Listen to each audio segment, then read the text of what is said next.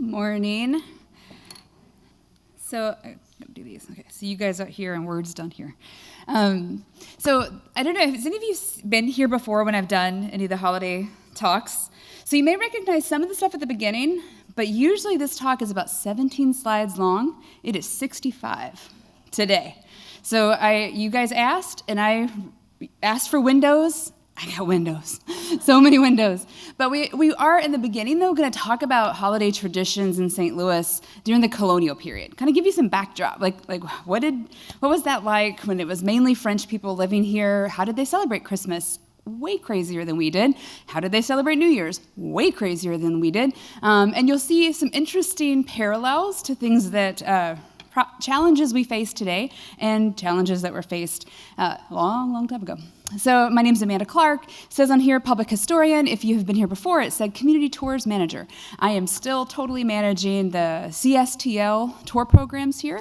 If you haven't been on that, or if you have and you can't remember what it was, it's a huge program here at the museum where we do walking and bus tours all throughout the year. So if you want to go on a tour January 1st, we're debuting a Dogtown walking tour. It's a brand new tour, January 1st. And other than that, we will have 38 other walking tours you can go on, and we'll do about 300 of them this year. So that's the two worlds that I am in. So I get to talk St. Louis all the time. But I did not grow up here. I'm not from here. These windows are all things that people have told me about. These are windows that you have all shared stories about. You have all got wistful looks on your faces when we're doing downtown walking tours. I get this stuff from the audiences and from people that have shared these windows and these experiences. They are not something that I grew up getting to do, because I grew up in a tiny town where big fancy windows were only on movies about big cities. So if you went to these windows, you lived in a big city. I didn't. I lived in a little place. So we're going to get started by me finding my thing. There we go. So our talk is going to be like an overview, real quick overview of holidays in St. Louis, focusing on Christmas and New Year's, and then we will move quickly to the windows portion. And I was also able to find a silent video taken of Christmas shopping in downtown St. Louis in the 1950s. And so we'll be able to watch it for just a little bit. And I beg you, if anybody, as we move through these windows, if any of these windows look familiar, throw a hand up. I want to know if you remember this, if it strikes I hadn't thought about that window in a very long time. So, and just a little, this is a really fun photo I found in our collections. This is children doing a Christmas play at Wyman Elementary in the 1940s. So, colonial St. Louis, there are no good photos of colonial St. Louis, but there are great photos, like this one from the 1914 pageant and mask play that was done in Forest Park, and they did a bit about colonial St. Louis. So let's just pretend this is colonial St. Louis. During that time period, right, they're doing French traditions. Most everyone here is clinging to that French culture and the Creole culture, and so in that time period, they really do feast days big, right? So, and Christmas and New Year's are going to fall under that, especially Christmas. It's going to fall under the feast days.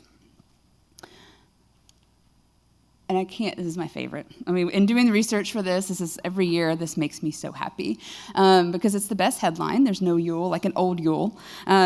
She's just super good. And so we have this, this is a woman, this is an article, and it is a lady named Mrs. Edwin Eigel, and the article says that St. Louis history is her avocation, and it starts with a writer, Emily Ann O'Neill, describing, "Oh, for the good old days when the men did all the work connected with Christmas. Well, most of it. All the ladies had to do was sit home and fight off the beaux who spent the Christmas holidays kissing pretty girls." And then she asked Miss Eigel, when great-grandfather was a boy, did they really dance all night and work all the next day? And Miss Eigel replies, no, they just danced until 4 a.m. And the whole article is kind of an overview of the first part of this presentation, where she really goes into she talks a lot about these colonial traditions of the holidays here in St. Louis. And she has a really good quote in here, Miss Eigel, if any of you are historic fiction fans, she says, historic fiction gives me facts as well as relaxation. I was like, I like that. So back to our stuff, back to our topic. So the first thing we're going to do is we're going to talk about this French word. Anyone speak French? Okay, I'm going to say it, réveillon. I do not speak French. I'm from the South. It's probably wrong. But réveillon is the word that we're going to talk about. This is the customary family breakfast that was held after midnight mass on Christmas. So during colonial St. Louis days, this was a big deal. So midnight mass happened, and then they would have this huge breakfast the next morning, including children. Everybody stayed all night long.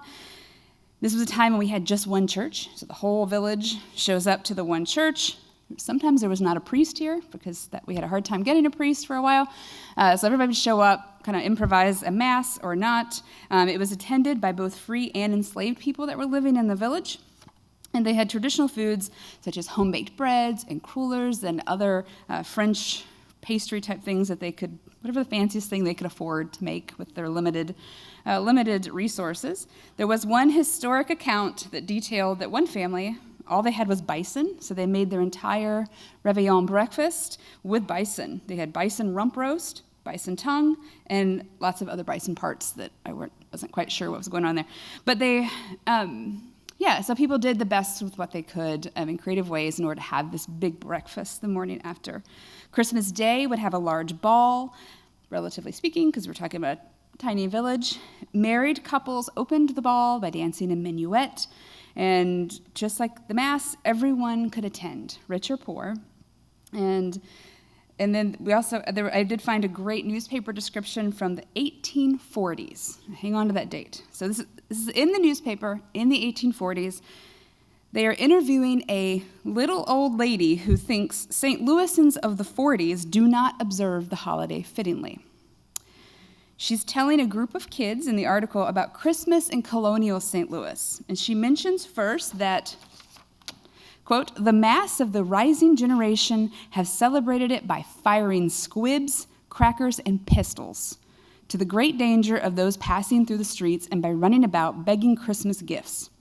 She also criticizes the, quote, testifying to the joy at the advent of the Messiah by ministering to the cravings of the stomach. When she's asked to describe her Christmas as a young girl in St. Louis, she describes an incredibly solemn, serious midnight mass, Gregorian chants, and she says, all of these things, my child, at the dead hour of the night, were calculated to leave a lasting religious impression. So she's being pretty serious about this, but I have a feeling it wasn't quite as serious as she was remembering. And then we have the Americans take over in 1804. With the Louisiana Purchase, they start bringing traditions in. Puritan traditions start making their way into the culture in St. Louis. Most importantly would be holly, mistletoe, and the Yule log shows up. Yule log has a really interesting history. Origin is in England. The lords would support their tenants as long as the Yule log was burned. In American traditions and in St. Louis, this was brought here and documented, enslaved people brought in the Yule log, and they did not have to do any work while the log burned. And some sources said they did not have to work, or if they did work, they were actually paid for it while the log burned. It's an interesting level to that. So that's Christmas in colonial St. Louis. Now we move on to the next. A week later, New Year's in St. Louis. This one also has a fun word. Anybody know what this is? Anyone celebrated this before? And you can celebrate it still every year. You can go to St. Genevieve and celebrate this. And this is Guiani. So Guiani is a French tradition. It's a big deal in France.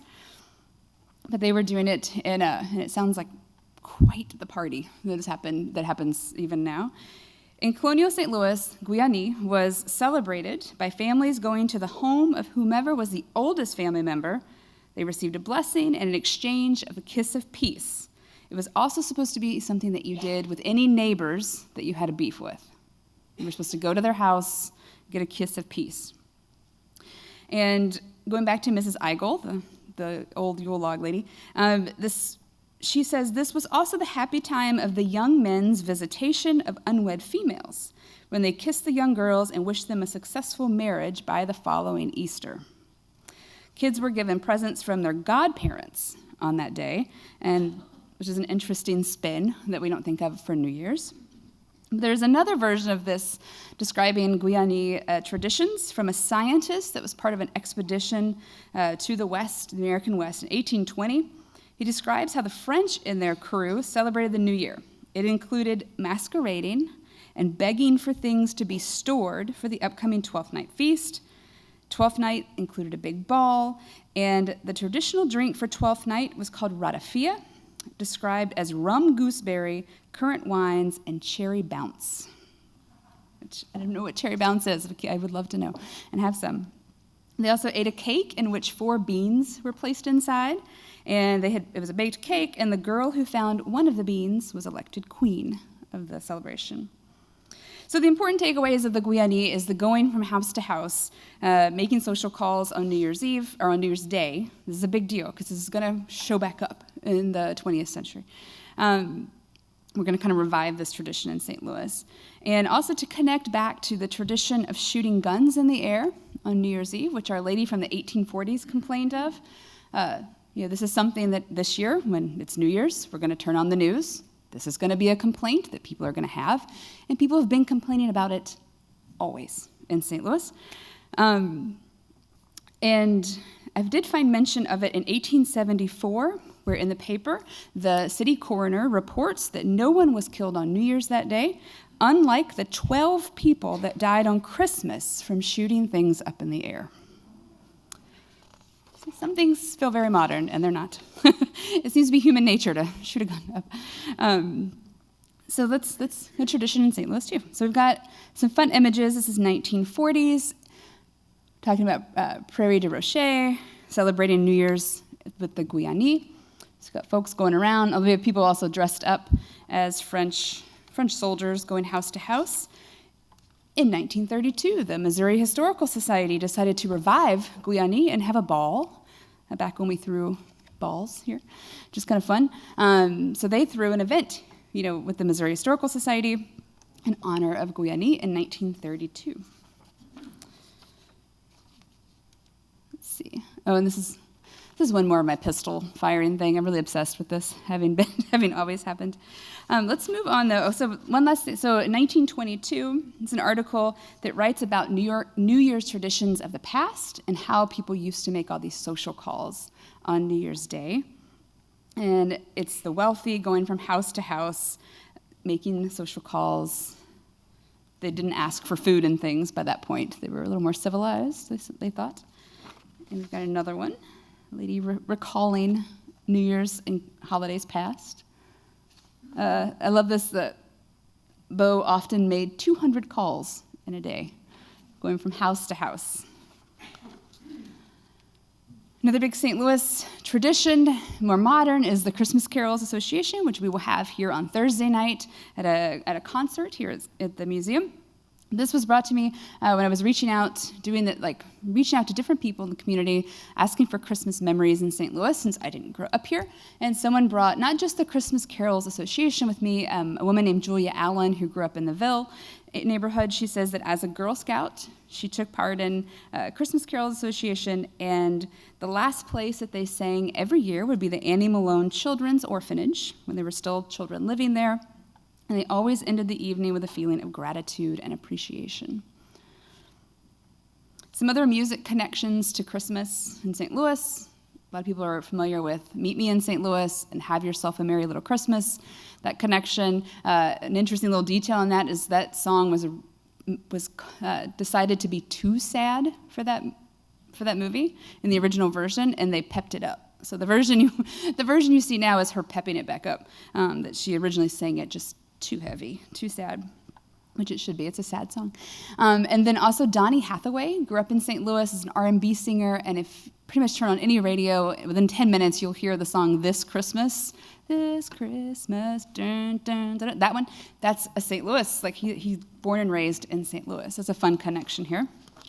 And then a really random historic connection is that the family of the man that wrote Silent Night moved to St. Louis as German immigrants, and they are the Austrian, Gruber, and the descendants came to St. Louis as immigrants. They were bakers for several generations, and I love that when they miss the family reunion, it makes headlines on there. And I found the Gruber family bakery, but they're their ancestor wrote Silent Night. And now what you're all here for, shopping. So we're going to go all over the place. We're going to go famous bars, Nugent's, Stix Bauer, and Fuller. And there's going to be a couple of others that are going to pop in kind of here and there. So this is an ad from Bars, way before it was Famous and Bar. Getting ready for the holiday. Yeah, this photo is going to show up again in a few minutes because I just love it so much. As someone who did not grow up here, I cannot imagine this. I can't. If I get when my time machine comes in, this is one of the stops that we're going on, just to see this kind of vibrancy downtown. People dressed up in these ways. Cars look super cool, right? All of that. If you haven't been downtown recently, this building is really suffering right now. It's suffering because of the person that owns it does not live in St. Louis and has no interest in taking, fixing it up. But the city did get them to put metal. So right now there's like big metal panels all in that lower level where the windows used to be to keep people from breaking into the building and doing any more damage. So yeah, here's a great image of what I think when most people come to me talking about Christmas in St. Louis and these windows, this is what you're picturing, right? This is maybe that memory that you're pulling from. It's another wonderful Famous and Bar moment. And we're also going to see this one again in a little bit. Going to connect to some other stuff. And like I mentioned, describing these videos are something that people have shared with me. I've been doing tours and talks about St. Louis for over 12 years. These windows come up almost as much, as World's Fair stuff, questions about the World's Fair or questions about the caves in South St. Louis. These windows really hold a place in the collective memory. Here's another good early one. Kind of going back to this, told you to pop back up that image. All right, so here I've got some simple ones. Folks look, did I skip? Yeah. So people looking in at a Christmas train, holiday train going through. These are going to be 1940s, because we do get some color images. See these windows. Yep, my button's good. Okay, good. Santa being delivered some mail. This next one's 1943 at a store called Boyd Richardson. This is simple, tasteful, not quite to the point yet where it's getting out of hand in a good way. So then we have a store called Nugent's. So Nugent's is going to be the first store I kind of talk about. Nugent's is a big department store in downtown. They have this, you see the streetcar lines in front of it. Here is an image from the 1940s of a woman and a little horse. And again, this is something that Famous and Bar is going to do later, right? They're going to bring live animals into the scenes and have people take photos, but it's not going to happen yet in the 1940s. This is actually 1930s Nugent's. Yeah. All the women, I love it, with their coats and all the signs about pay cash, pay less. There. So here we have Famous and Bar. So now we're going to move into Famous and Bar and Stix Bauer and Fuller and the different big stores that probably most people remember being covered in the newspapers. Like it was a big deal every year when it was ready to unveil the windows and open up. And there'd be, it was a big deal to find, like everyone couldn't wait to find out what is that theme going to be this year? What is the thing for each one? And they would just get bigger and bigger. So I love the gay 90s here with the Model T, or that style car, a lot going on there. And then the wedding of the painted doll. So the whole wedding scene going on with a bunch of dolls. Here's another good one. The Post-Dispatch. This is from 1954. All aboard, the Christmas Kingdom Express takes off at Scruggs, Vanderford, and Barney. Good. Good. And then we have Proctor puppet shows. Anybody remember a Proctor puppet show? These people have sometimes discuss these. This is Stix Bauer Fuller, 1964. what I love about the Stix-Bauer and Fuller stuff is it has this nice mid-century restraint, right? The stuff at Stix-Bauer or at Famous Bar just is like wild, and theirs is more pulled back and a little more, much more modernist. So back to this image of the tree downtown at Famous and Bar.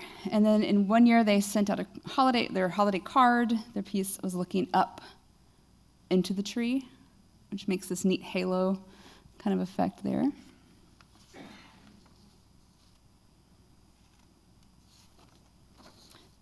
So now these are all Famous and Bar windows for a bit. As they get more elaborate, we get into the 1960s, 1970s.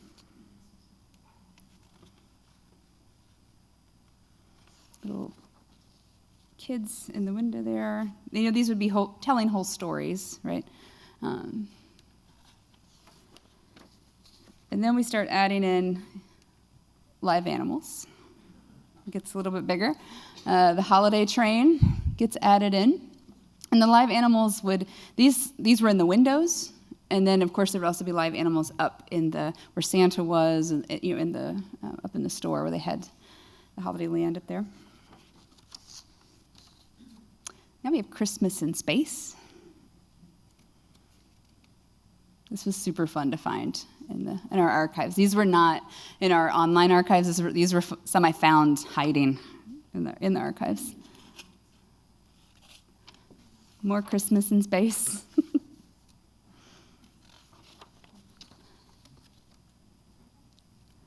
These are just super great.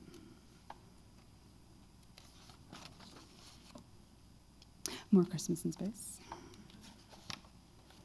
I like the last, well, the one, I'll talk about her, but making cookies in space is what they're doing there with their in her outfit with big fins.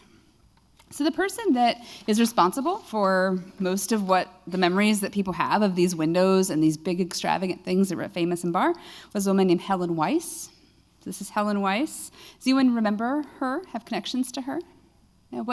If you don't mind sharing what that connection was or what you remember. Well, my brother worked for Famous Bar in advertising, and he worked closely with her.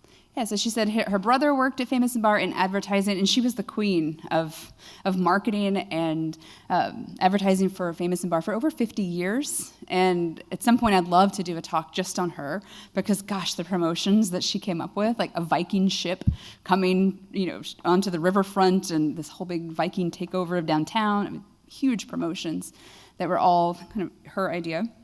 There's a really great book about Famous Bar that has some interviews with her, and she talks about at one point there when they did the live animals upstairs, in the upstairs display area, there was a cow at one point that escaped.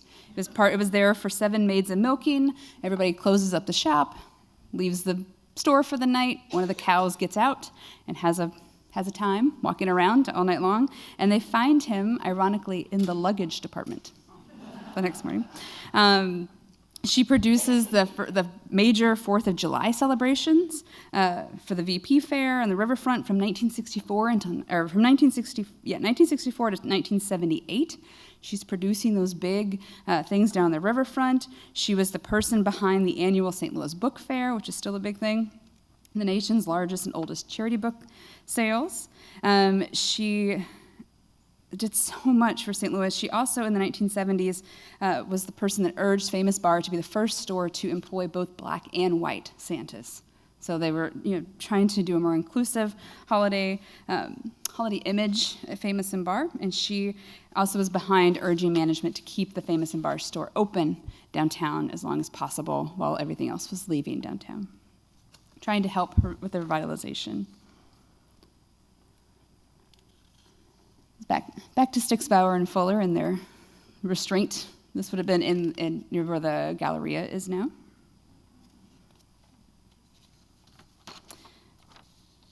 This is 1955, Stix-Bauer and Fuller. And then here is our video. Okay.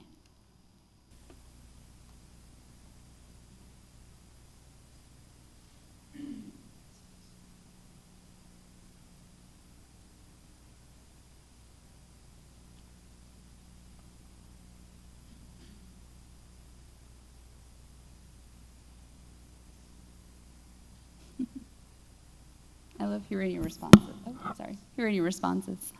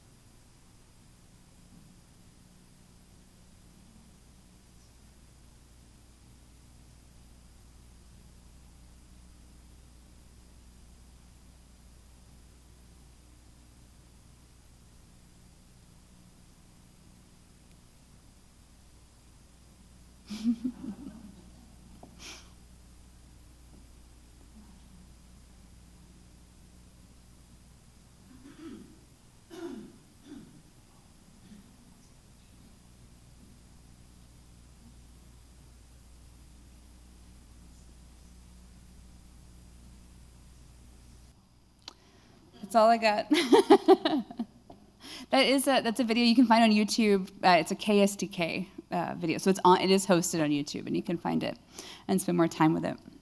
We've got two more things I want to kind of go through. One is let's drop into some different houses in St. Louis over the holidays.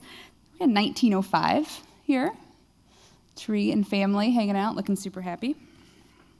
So that's a kind of a theme. They don't look super happy in their photos. This adorable little guy with all of his stuff. These are students during a Hanukkah celebration at Rabbi H.F. Epstein Hebrew Academy in the 1940s.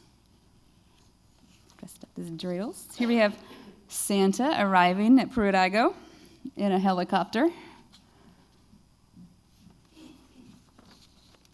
Gotta have a crying baby with Santa. So the last thing I want to end with is one of my favorite things I have ever found in and I find a lot of really fun stuff. This is a newspaper article from 1909 predicting Christmas in the future in St. Louis. So if you take a second to kind of take in, there's Santa's flying in a futuristic airplane. We've got the old courthouse. There's some stuff in there. We have the Fagan building right next to old courthouse. If you're not familiar with what the Fagan building is, Fagan building, you can go to Coloring St. Louis, and you can see what that building is that it's referencing to the left of the courthouse there. And so some of the predictions that they make in this 1909 article. One is that visiting Grandma Christmas, so we've got in this little, there we go. So visiting Grandma Christmas morning at her home, 245 stories above the ground. And this next one is just going to be text, but allow me to read because I got a little closer to it. This whole thing talks about how Santa is going to travel via airship, not sleigh. There won't be any vehicles on the road because they'll all be underground in the future. And the suburbanite who does not fly to work in 2009 will be shot through a pneumatic tube, traveling the 5, 10, or 50 miles of distance in a space of time that may only be a few seconds, and certainly cannot be more than a few minutes. It may be that few people will walk anywhere in the year 2009. When man learns to fly, he will scorn walking as too slow a means of progress. Perhaps our great-great-grandchildren, who no doubt will live in immense apartment buildings towering a half mile from the ground, may go weeks at a time without setting foot to earth. They're really into the airships in this article. They also predict that when the women shop, things will be delivered via pneumatic tubes to the homes. So they're getting kind of close here. And here's the best part. It does say correctly that trees will feature electric lights in 2009. Kids will have electric toys by then. And it predicts a device called a teledoscope that attaches to your telephone and projects the movie being played at the theater. Isn't that fun? Love finding stuff like this. So that's our talk. That is my talk today.